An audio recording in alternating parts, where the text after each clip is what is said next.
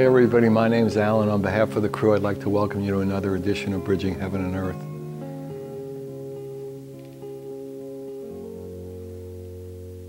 I would say that probably everyone on the planet at one time or another has heard the expression that everyone's your brother and sister, that, you know, there is an experience we can have of a connection between us all through a particular God, through a particular religion, through a particular experience, through being out in nature,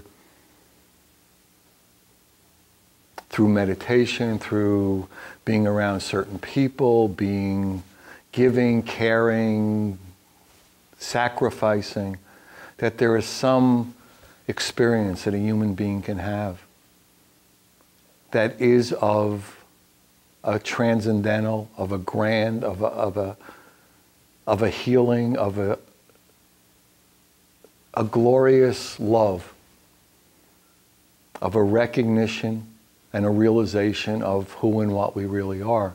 I mean, it's been talked about throughout history in many books and by many teachers of from all different parts of the world. And something in every human being, somewhere along the line, knows that that's true, knows that there is something about us, all of us, and all the incredible plants and animals and everything about every atom on this planet is connected to each of us. And we are, in essence, connected to everything. And we know that for some people in the deep recesses of their heart, in the deep recesses of their soul, in the deep recesses of their mind. But that experience is bubbling up now on this unbelievably glorious planet Earth. With all our seeming challenges, all our seeming traumas, all our seeming differences. Unconditional love, our connection, our oneness, our recognition of the infiniteness of each of us and of this human soul, we call it, a human spirit. The inclusion of it all, so there is no we and they, there is a one. And that energy is seeping, is permeating, is oozing into all of our lives. And the question is how and in what way we recognize it, and how and what way we, we could use the word surrender to it, or realize it, or be open to it, or pray for it. I mean, in essence, it doesn't really matter. But we do know in our heart that we want to experience that is why we're in this human life, that is why we're in this human body, and that we want to experience it and we want to serve it. We want to experience it, we want to serve it. We want to feel the love and we want to share it. We want to feel the infinite and we want to share it. We want to recognize that we're the oneness and we want to share it and we want to serve it.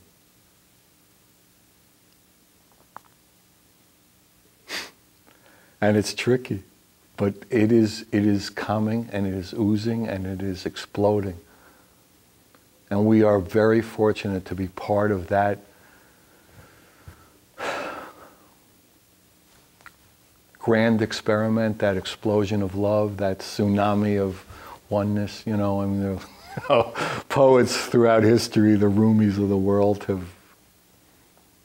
have spoken of it.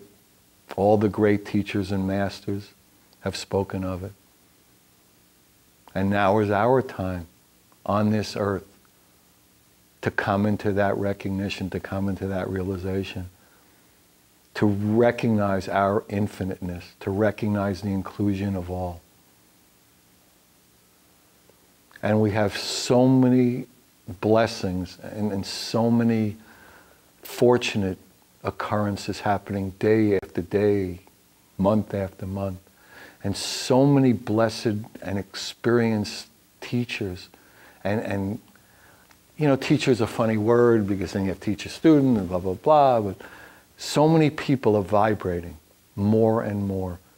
Whether they're talking, whether they're giving workshops, whether they're giving teleseminars, whether they're on TV shows, whether they're standing on the line at the supermarket, whether they're surfing, whether they're playing baseball. But they experience that and they vibrate it, and that's why they're here, is to serve the love. And more of us are recognizing that we're here to experience the love and to share the love. And one of those extraordinary teachers on this planet at this time, to feel the love and share it, to be in recognition, to be in realization. And that's the reason that Michael Tamura has been a guest on the show more than anyone else. And we try to, every year we have more or less a season, and every year we try to make sure that we can schedule some time where Michael can come on. And, I don't know if you think it's my birthday and I'm 300, but probably not. But this is the 300th Bridging Show.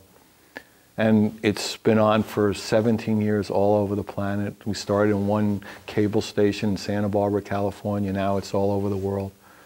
And we look at it here as an unbelievable gift, a blessing to us, and a miracle that we've been able in these times to, with a unbelievably professional and dedicated volunteer crew, to do 300 shows and to have somebody like Michael recognize the value of what we're all doing here together, and to come back year after year, no matter what goes on in his life, and a lot goes on in Michael's life. And somehow he finds a way to come here to be with us, to share the incredible gifts that he has been blessed with. So again, for all of us, it's really an opportunity. So if you haven't seen Michael, settle in. I mean, he's a spiritual teacher, he's an author. And as I said, he's been on Bridging more than anyone else. And because every show is different, every show is powerful, every show is about awakening the soul. He's, been a teacher's teacher for, I was going to say hundreds of years because of 300, but probably he's not, And he helps guide people from all over the world to their true destiny and life's purpose. He's a life coach, a visionary, a healer, a spiritual pioneer.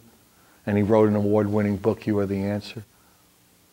And just energetically, like I was saying, settle in and feel the energy, feel the infinite, that's vibrating off Michael. Feel the inclusion, feel the love, feel the joy, that he is here to feel the love and share it. And as most of you know, we also show incredible videos, you know, music videos, art music videos. And tonight we have two beautiful videos. One is by a new friend of Bridging, Elizabeth Scott, and we have a beautiful video of hers, Take Me Home. And we also have an art music video. It's number 12. That's our count because we've done 11 others. But it's about 25 pieces of amazing art that came in for this International Healing Art Project that a lot of you are familiar with. The art project, the International Healing Art Project, came as a dream, came as a vision, as a healing of the heart of the planet, as an acupuncture, as a reconnection to that infinite, to that oneness, to that love. And that we would use the Bridging platform that goes out all over the world, and, you know, because we've done 300 shows and we have all this incredible art. And anybody who produces a new original piece based on the theme Bridging Heaven and Earth, any size, any format, any skill level, everyone is welcome. It's about the energy of inclusion and the energy of the infinite. If you produce a new original piece and get it to us here, we'll show it on the show. We have art exhibits. We have a beautiful, beautiful International Healing Art Project site, Heaven to Earth Art, heaventoearthart.com.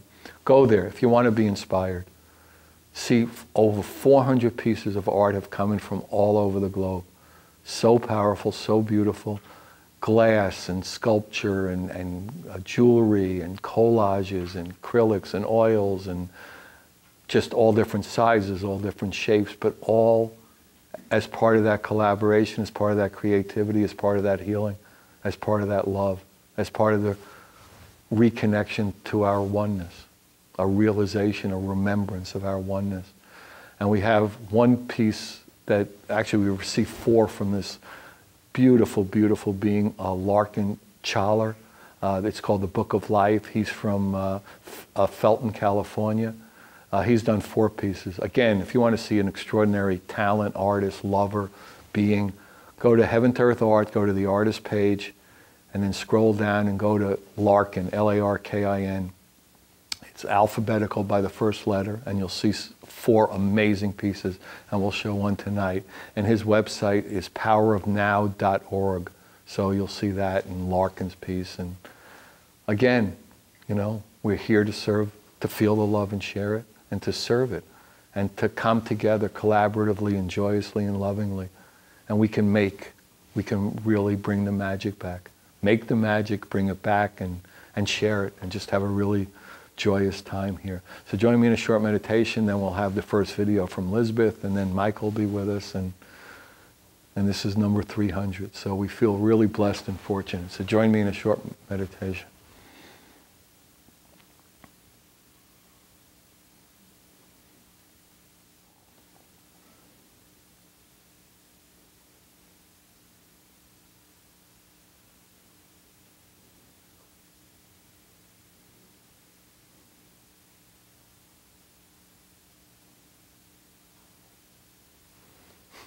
Thank you.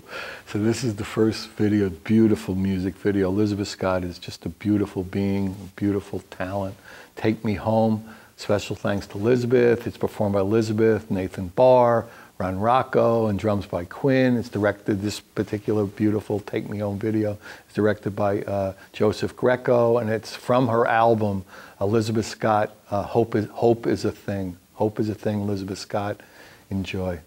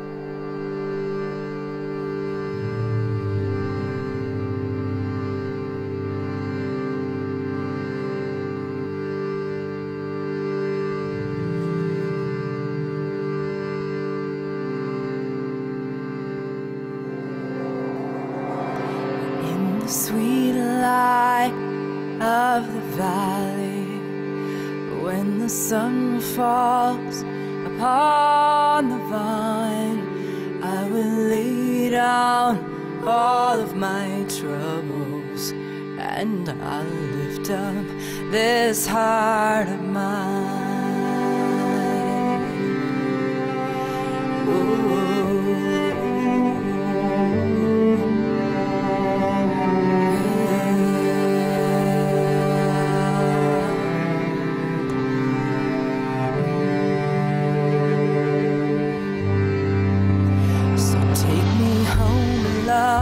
Oh, take me home, over the hillside, over the sea, to the soft grass of the valley, where your grace shall set me free.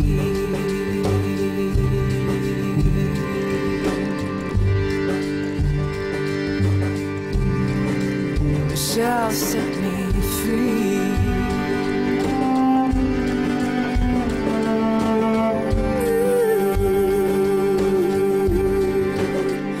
But through the shadow of the darkness, through the storms that lead me astray, I shall travel forever, knowing in your light I will always stay.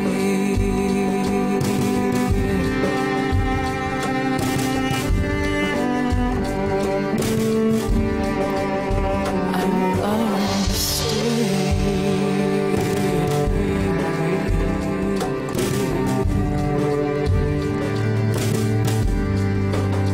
So take me home, love, oh take me home, over the hillside, over the sea, to the soft grass of the valley, where your grace shall set me free.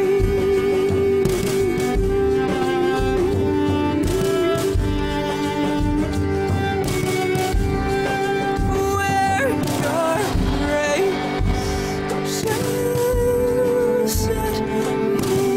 your grace shall set me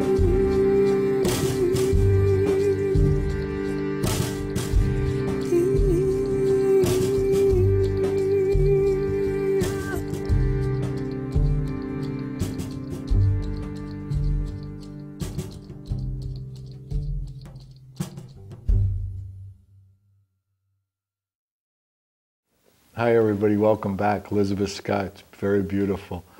So it's Take Me Home, that's the song, and from her CD, Hope is a Thing, elizabethscott.com. So we're on the set with Michael. Michael, welcome again, welcome to the 300. Thank you. Happy birthday to Heaven and Earth. There you go. And we're working on the bridge now. So at the opening I was talking about an experience of the infinite, an experience of inclusiveness. I know that that's, you know, in one form or another, in one terminology or another. I mean, that's really what your life's been about, and that's your teachings. Why don't you talk to that a little bit? About the infinite? About the infinite. And you got 18 minutes, 30 seconds to explain the infinite to everybody. Go right ahead. Yes. And inclusiveness. Inclusive. So infinite. both of them. Go get it. Isn't that great? Because we talk about it. You know, before the show, I was talking to people, and one lady came up and said, well, I said, this is the 300th show for Bridging Heaven and Earth, and isn't that great?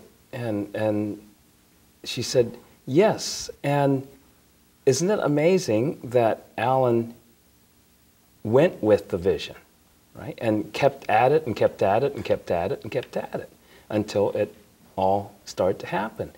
And I know there were several of you that just got together and you were communicating about it. Well, what really caught my attention when she said, well, I've heard so many people talk about having a spiritual television show back, you know, in the Jurassic era, back then.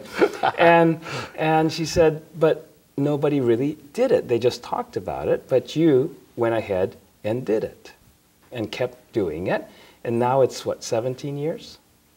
300 shows, and there's 300 one-hour programs of all kinds of teachers and authors, musicians and artists and writers and everybody communicating through an internet TV show that anybody can access. I know it started off as that public access, you know, in that little studio. Yeah, it's still on 150 public access. Isn't that amazing? Yeah. I mean, we'd get calls after the first show I had with you in the public access thing, where you used to send out the it wasn't even DVD, No, it was VHS. it was three-quarter tapes first. Yeah. And then VHS tapes, then SV. We're Trust getting me. old. Right. And people would call and said, "Oh, I saw you on TV." I said, "Oh, where are you calling from? Brisbane, Australia, or someplace." I wasn't on TV in Brisbane, Australia. And he says, "What did it look like?" "Well, where's this guy with this hair and this glasses?" "Oh, that's Alan." Now we know it. And you know, there's people all over. There's 7 billion people on this planet, and we're all on different wavelengths. We're doing our own things, and it looks like if we just listen to kind of the major news, it's all bad. It's all, you know, just everything's going down in a handbasket.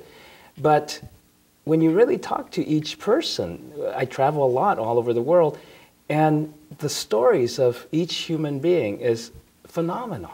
I mean, every person should have at least a 1-hour show on the show to talk about a few of their experiences they've had in life, because that's infinite. It's all the different possibilities, and the thing that separates one person from another is so many people. Like in your 299th show with Hans, both of you were talking about everyone's much more than they think, you know, and Hans was talking about you're so much more than enough. That is right exactly what I've experienced all my life, is the minute we decide we're not enough, then we're in competition with ourselves. And then from being in competition with ourselves, we get into competition with everybody else, and all the wars start. All kinds of wars, personal wars and, you know, national wars and everything. And there's so many people who don't realize that their experiences are profound.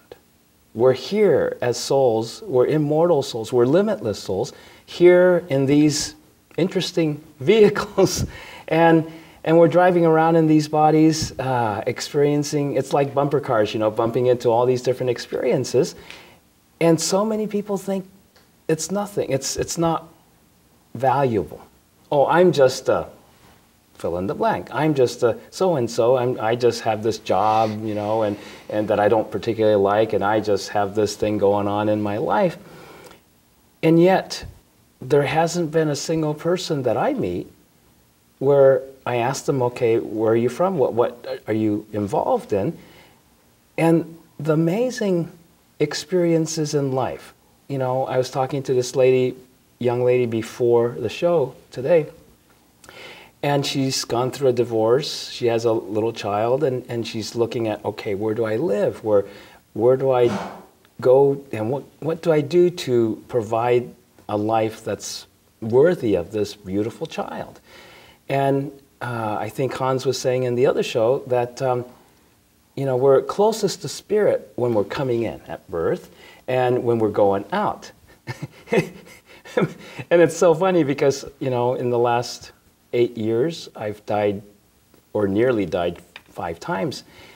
And I keep really close to spirit, because coming back is very much like being born again. And you have the connection with spirit right there, so strong that you can see the perfection in everything. There's nothing missing. There's nothing, you know, in this TV show set, it's all human beings and technology about spirit, right? It's about this oneness, but what's portraying this, what's communicating this to everybody is technology and science. And in the world, so often people think of science and spirit being on opposite ends of the dichotomy, but it's not. To me, it's never been, and I see these young people today, there's several in the audience and even a little baby, just right there. They're bringing in spirit. It's, I'm here, and I'm here in this world, they're saying. And I can tell where they're going is not a world that separates science from spirit. They already know, I'm spirit, and so I'm infinite, I'm limitless. And there's no separation between, I'm interested in science and technology. I'm going to grow up on iPads and phones and computers and everything. And I'm going to tweet with everybody and Facebook and everything. That's just the beginning of their experience with technology and painting on their computers. When they grow up, that's just normal. And the young people don't watch TV anymore. Everything's online and everything's a download. And so, yet they know their spirit using technology. One of the things, your vision and the group with whom you started this whole thing 17 years ago, everybody had that vision of how to use science and technology to benefit everything, to benefit spirit, instead of isolate it. Right? And so my question has been, why does it take so long for us to be able to experience that oneness, to live it? First you got to experience it, or else it's just talk. And like that person said, a lot of people talk about doing it, but very few actually step forward to do it, and they're committed. And the same thing with the experience of oneness and limitlessness. Everybody who's in any kind of interest on a spiritual path or metaphysical levels or whatnot, or even just regular people saying, I would love to have nothing more than world peace and for all of us to live as brothers and sisters. People talk about it. A lot of people talk about it. But the struggle I see every day in amongst all of those people who talk about it is, how do I get there? How do I really experience it? Because, oh yes, I would like oneness, but then you turn around and you want to slap that person around because they cut you in the, off in the freeway or in your line to pay for the groceries or whatever, or somebody mistreats you and you get hurt and you want to just crawl up into a corner and suck your thumb and lick your wounds. So people are going, okay, the idea is really great, and I know we have to go there, but what makes it so difficult to live it? Right? And I think the first step is when we start to experience that oneness.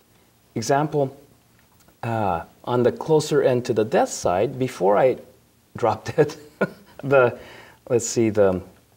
second time, when I was in the emergency ward, I can experience this total dance of divinity. It's just spirit, and nobody could do any wrong. The doctor didn't, I can tell she wasn't aware how much she was in step with divinity and how much she was paying attention to or getting guidance from her spirit guides and these masters of healing and angels and all the orderlies and the assistants and nurses and everybody else, the same thing. They're all in this dance together. And I'm lying there on that gurney and going, wow, this is amazing. It's just totally one. Nobody can get out of this oneness, even if they try. There is only one. It's right. Oneness is oneness. There's no limitations. There's no beginning. There's no ending to it. So nobody can say, time out. I'm going to step away from oneness. It just is. And so no matter what anybody did, you're still in this oneness. It's only in each person's individual blinders that you fail to see it. Because I was the only one experiencing it in that room of maybe 6 people running around doing things. And they were all thinking of themselves as separate doing separate things, and if they mess this up, this guy's going to die. And scared that, well, this doctor's, committed, and she was a very good person. And but there's also the thing about, well, if I mess up, if I give this medication to this guy and he doesn't sign the waiver, I can get sued for killing him, by his family or whatever. And so everybody's under the gun. And what I see today in the world, everybody's under the gun of some sort. If you mess up, your boss is going to fire you. If you mess up, your wife is going to divorce you. If you mess up, your child is going to hate you for the rest of your life. And so everybody's walking on eggshells. It's a lot of pressure. Lots of pressure. And I don't think people know what the pressure is. They think it's the immediacy of what they're concerned about. But the pressure is to wake up. The pressure is, okay, it feels really intense. And if it's really intense and it's uncomfortable, bodily uncomfortable and mentally and emotionally uncomfortable, it must be bad. But it's not. We ask for, the thing is, we've been asking as humanity, and over the course of millennia, we come back over and over in our so-called reincarnation, and each time we go, please, this is too much, this warring, killing each other and abusing each other and all of this. Why can't we live much more in harmony? I'd like to have a world where, I could be at peace, that my children are going to grow up in a nice place and they're not going to get bombed and everything else, or ridiculed and bullied, emotionally. And so everyone feels this way. What's the result of that in our world? Well, our world is built on a lot of separation, a lot of isolation. And just like in an individual's healing, when we ask for healing, the more we ask for healing and the more deeply we ask for healing and the more committed we are to our healing, the more pain and anything that makes us unwell starts to come out. And this is a very, very good thing. So when I see this happening in an individual or in the world, I go, hooray, it's happening. The very thing you asked for, you wanted healing, you wanted peace, you wanted the experience of love, you wanted the experience of oneness. It's happening. But there's so much that we built up that's against it. That stuff has to come out and has to be let go of. Has to be forgiven. The debts have to be forgiven, so to speak, before we can truly experience that as a race, as a species, as a humanity, and even as individuals. And so there are some of us who have done that for a long time, for lifetimes. And so then we have a lot less of the stack to go through. But even so, every single time I've died, the experience I was at, by the third time, after the third time, I'm going, okay, every experience has been incredibly different. And people write about death and near-death experiences, and they go through the tunnel and they see the light. I haven't had that. And the closest to that was when I didn't die. And mine's like, 1 minute here and next moment way out. And but I can see all the differences in experiences, not only in my experiences, but reading up about other people, hearing about other people's experiences. They're all different, very unique. So I'm looking at what's the sameness? Is there any consistency? And I thought, okay, what did I learn every time? What's the thing that always comes up in a different form? It looks different. But underlying it is the same thing every time, and that is, it's any shred of selfishness that's in myself shows up after dying, and during and afterwards. And I think everybody can identify with that, where even if you had a near accident, or you see your life flashing before you type of an incident, it could be a very simple one, and what do we think about?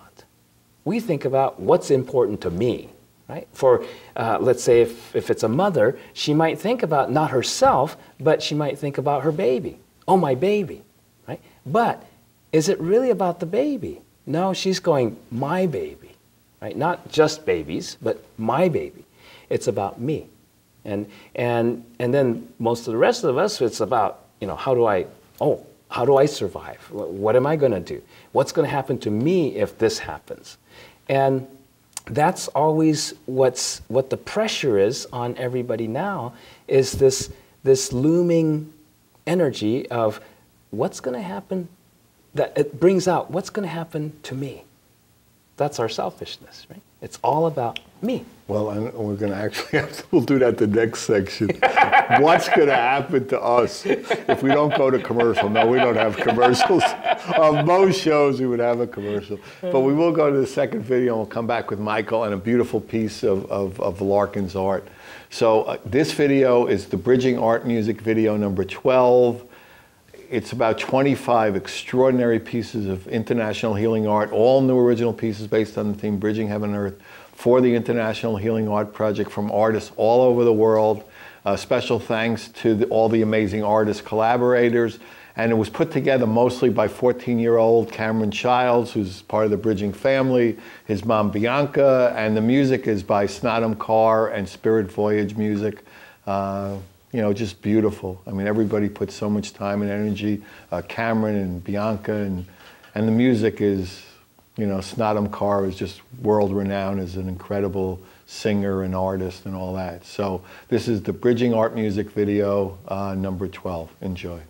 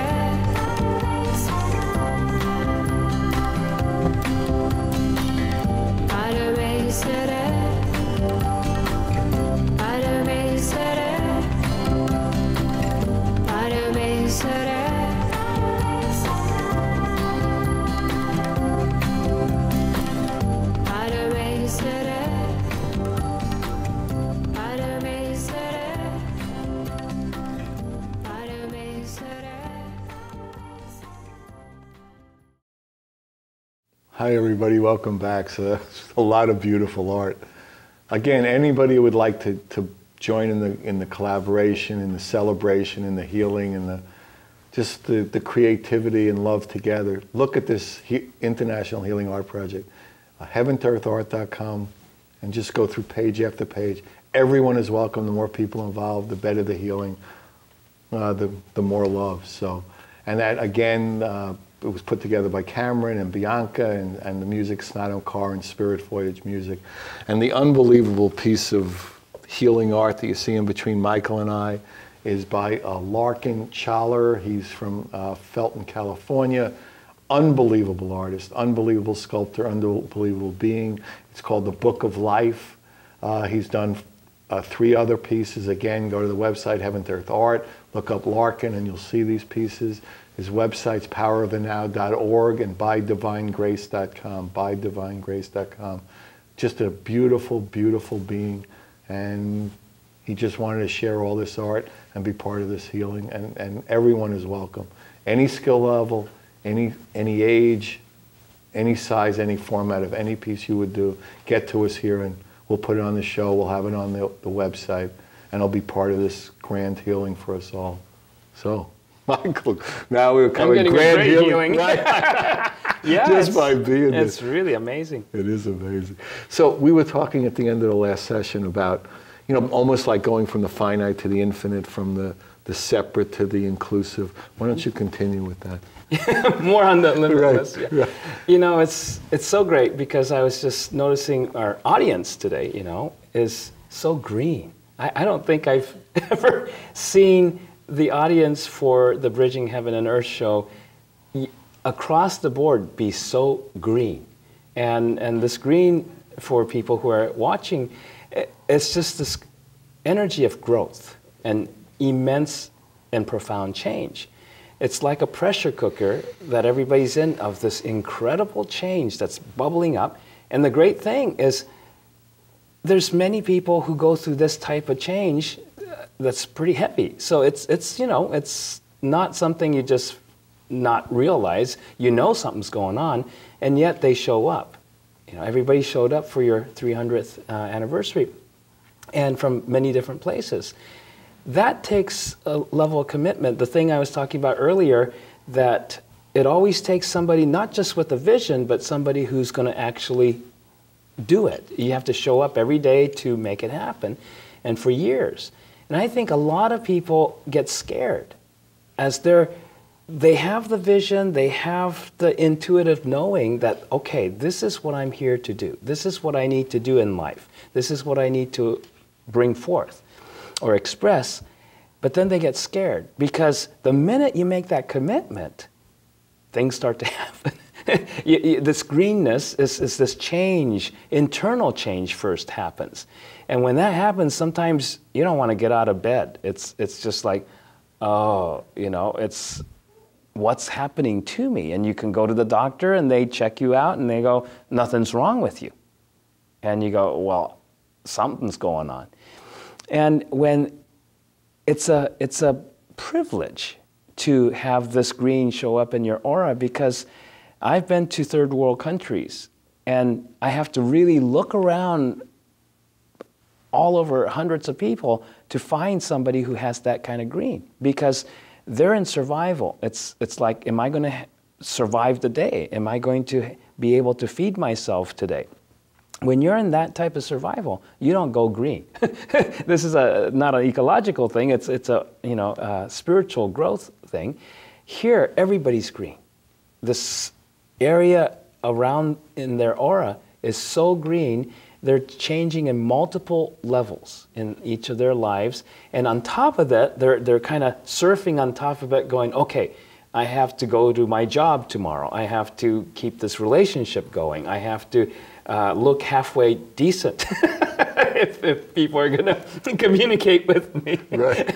and yet inside it's falling apart. Everything's falling apart. Well, what makes or breaks this whole process and get through is you just keep on showing up and you don't let the fear get you. Yesterday, or a couple days ago, when I was on a different show, one of the production assistants came after, who was working the cameras and stuff, came after and said, you know, I heard about you dying or nearly dying 5 times, and at any given point, were you afraid? And so I had to think about that because of the way she phrased that question. I'm thinking about it, and Raphael, my wife, just goes, oh, he's rarely afraid of anything. and I laugh because that's true. But I was still thinking about what she asked, and she asked, were you afraid? And I have to say, no, I wasn't afraid. Now, if she had asked me, did you, during any of this part of your experiences, before, during, after, did you experience any kind of fear? Did you feel fear? I would say, oh yeah, lots, all kinds of fear. And not only my fear, but the fear coming at me from people who were afraid that I was going to stay dead, die and stay dead. And so the difference is, the great question that she could have asked is, well, okay, how come you didn't become afraid when you felt all that fear? And that's the difference, is you can experience, as a human being, you can experience any type of emotion, fear, anger, hatred, resistance, apathy, but you don't have to become it. We don't have to become that. That's the difference of eternity. That's the difference of limitlessness, is when you are experiencing limitlessness, you're not contained in one emotion or one thing that comes and goes. Any emotion comes and goes. Everything here in this world comes and goes. So if you let it pass by and pass through, then, oh, there goes the fear. And it passes by. And you're untouched by it.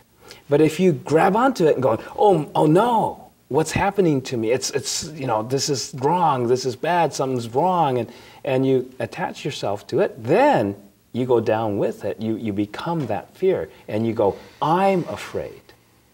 But I am limitless.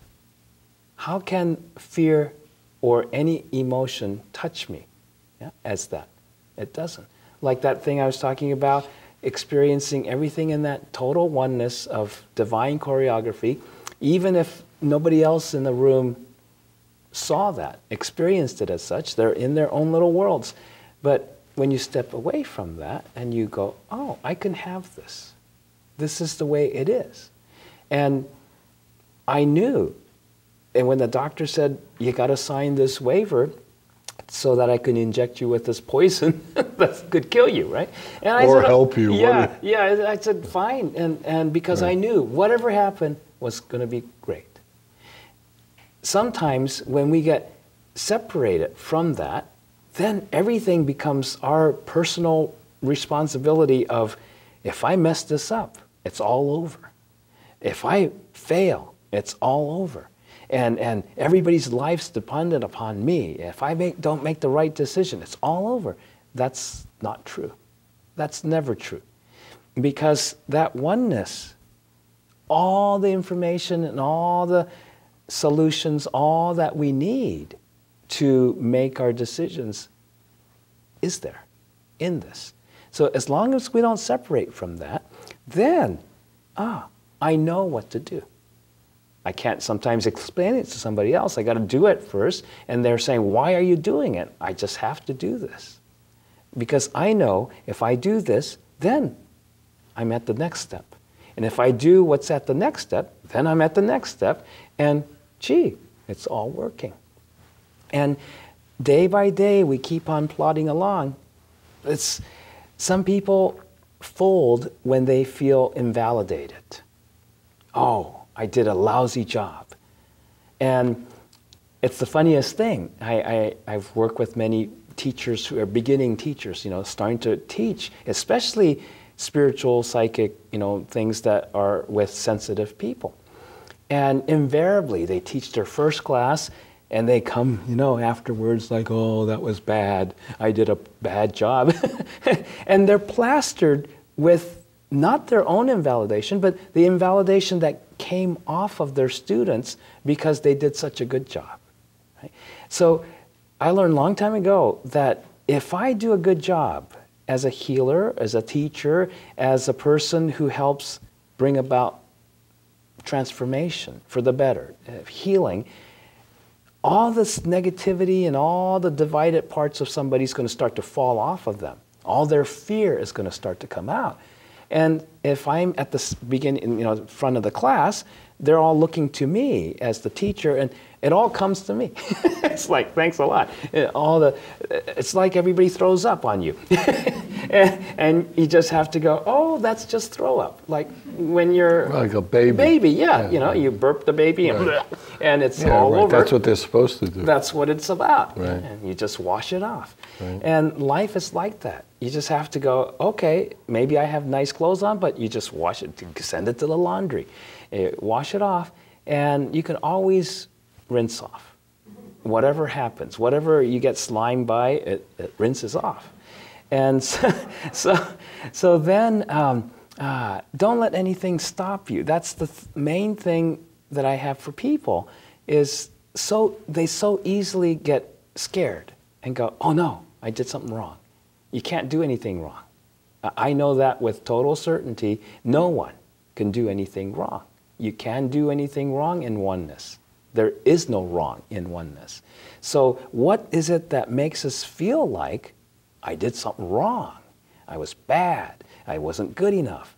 And all of that, those are just pictures. We make them up, and we're just looking at them, staring at them in our minds, and we throw it around.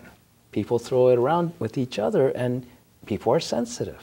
And you start picking up other people's energies. And the funny thing is, most of the fear that I feel it a lot, every day. And every day, recently, there's more of it in the world. It's just like oozing with fear, right? And so I can't walk down the street without fear coming around. But it's not my fear. I'm not afraid. It's just fear floating around, and everybody's, somebody's afraid they're going to lose their job. Somebody's afraid they're not going to make their mortgage payment. Somebody's afraid this is going to happen, that's going to happen. The world's going to come to an end.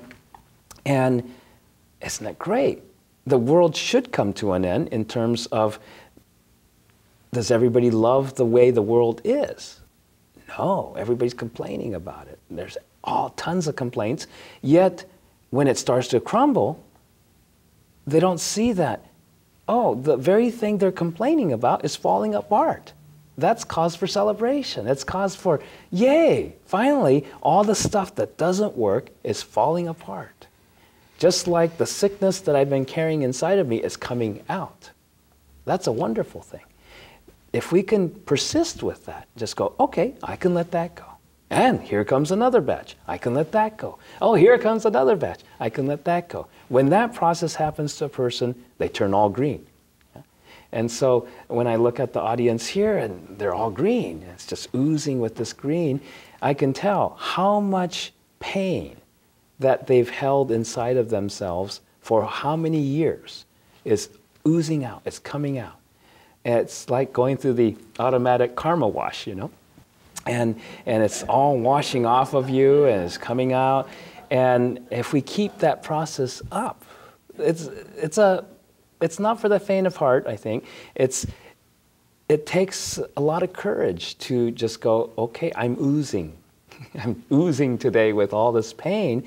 And the more aware a person becomes, they start not only being aware that something's changing, but they actually feel the pain. They feel the fear coming out. They feel the anger bubbling up.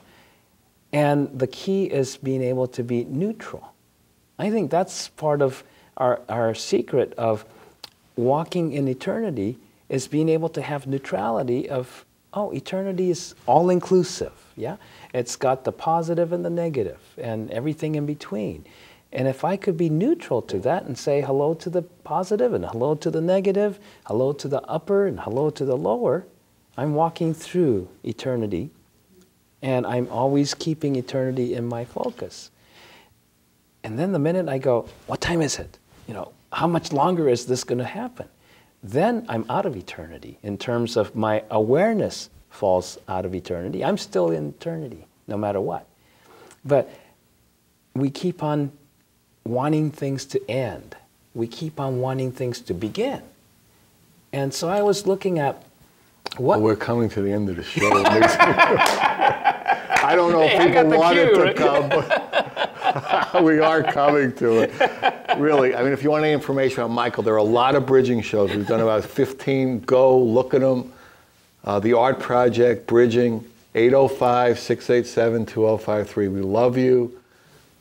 You know, let's be in the love, serve the love together. It's our time. Good night. God bless you.